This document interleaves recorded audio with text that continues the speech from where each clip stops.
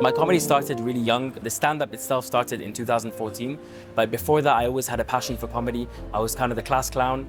For years people told me, you know what, you should do stand-up comedy, and I kind of put it off until 2014. I was like, you know what, let me try it out. So I just reached out to the nearest event that had comedy, and I told them, you know what, can I just do a 3-minute set? I've never done this before. I have some material that I prepared. They're like, yeah, sure. I went and it went really well, and the rest is all history, as they say. Being a comedian means a lot to me. It's a passion I've had since I was younger. It's something that I was able to turn into, I'm not gonna say a career, but a hobby. I was traveling and I was with my pregnant wife. She's 3 months pregnant. And we get to the passport desk and we give him both passports. And he looks at me and he goes, so your wife cooks good food, huh? I'm like, I had no idea he's making fun of me. I'm like, yeah, she cooks amazing food. He's like, yeah, I can see. Joe, come look at this guy.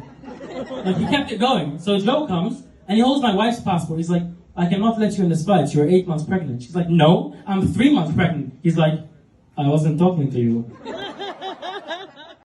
So the ideas come from everywhere. I do observational comedy, which means I'm just focusing a lot on things that I see. I have a pretty funny life regardless because I'm Egyptian, so there's a lot of funny stories that come out of Egypt.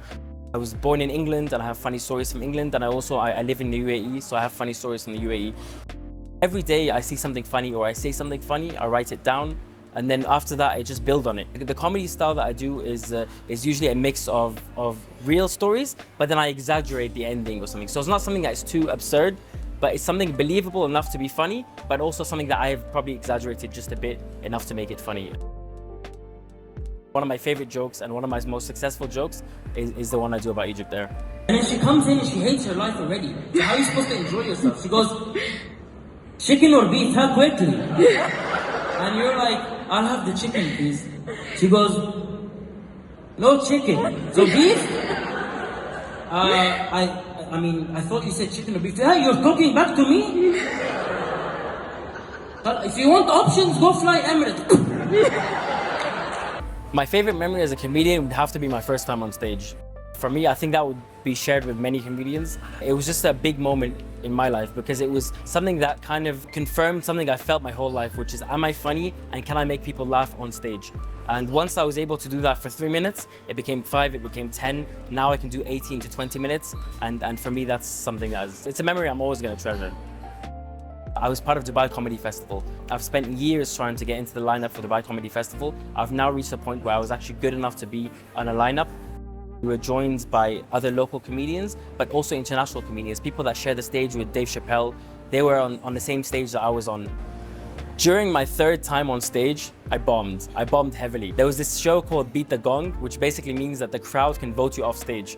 So I got there, I was really confident. It was my 3rd time. I started writing new stuff and I was ready to go. The MC goes on stage and he describes the format of the show.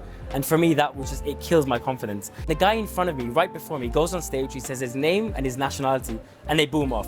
And I was like, that is it. Like, I'm not gonna last. And the key is, if you lasted more than 5 minutes, you were able to go to the next round. I lasted a minute and a half, but it felt like a week. Actually, it shook my confidence so much that I ended up getting off stage for a whole year. And then afterwards, I started realizing that, you know, bombing is a normal part of stand-up. I've read a few books from stand-up comedians where they say, you know, they've bombed in front of Eddie Murphy. So if somebody can bomb in front of Eddie Murphy, I can bomb in front of a cousin or a friend without feeling like it hit my ego. What inspires me is my family, honestly. I have a 9-month-old son now and an amazing wife, and for me that inspires me because I always want to be the best version of myself, just for them and just for me as well. My ambitions in the comedy scene is to just keep building on what I'm doing now. Will I get a Netflix deal or something next month?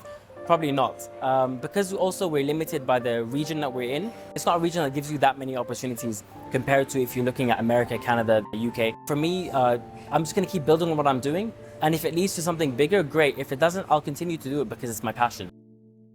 My name is Shaddy Gaad, and comedy is my passion.